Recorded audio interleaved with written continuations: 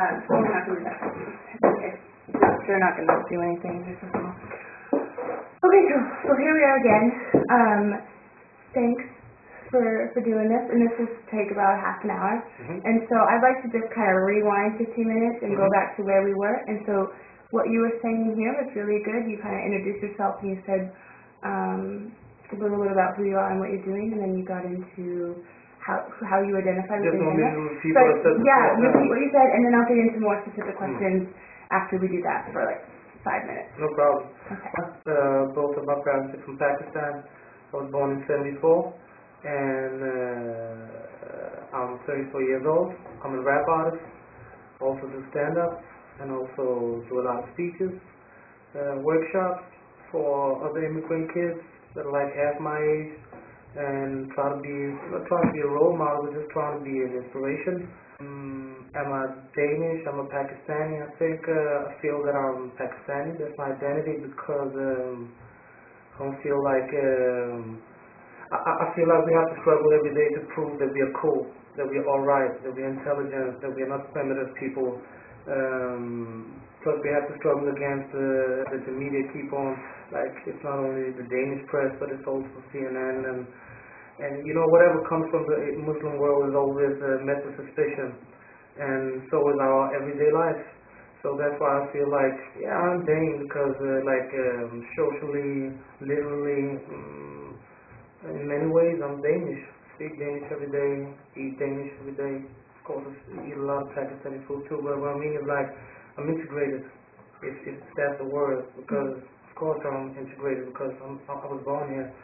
But in everyday life, you just feel we are not equal. We're not living life as like a Dane.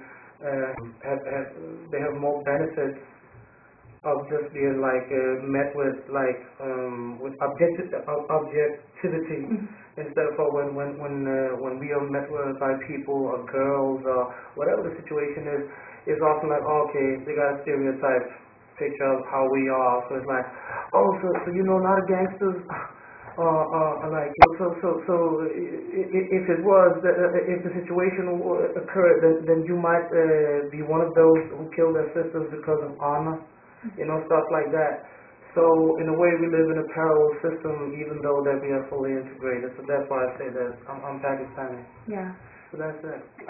Those are really great examples of like the everyday of what you're experiencing. And then also, can you take us back to what you were saying before about growing up when you hit puberty, you had to make that choice of I'm going to be me or I'm going to go this way, and kind of like what the pressures you felt around that. And then you kind of moved into like the hip hop and how you identify with hip hop. I've always been good at sports. I was good at like before we went to school, Mama already learned like 1, 2, 3 and ABC, and so very early we understood English and could speak it, talk it, and write it, and they kind of like developed at least in Pakistani families like the way we adapted to the educational system. So I never felt like that I was a nerd in the class, or I never felt like that I was like behind or something. When we reached puberty, then it was like I had to make some choices with the rest of the Muslim kids. Like, are we going to follow the line that we were given by our parents? Like, you know, like, wait, sexual encounter, well, you got to get married before the first drink cheese and all that stuff. It's like, it's a sin. Then what happened is in these years, I might have been 11 or 12, I saw some of the elders, they were dancing like the b-boying and pop locking and stuff like that. And so commercials when we went to Nike just do it, and I saw these black kids like high tops, Nikes, and you know, just looking good, representative, like, you know, from the streets, and they're black and live in a white country.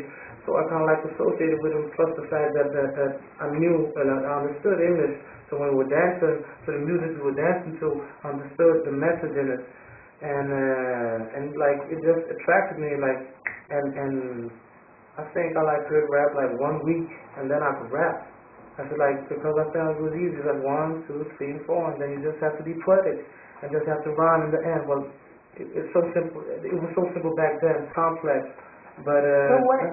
So what is hip hop to you? How would you explain what it is you do? It's new. I didn't know.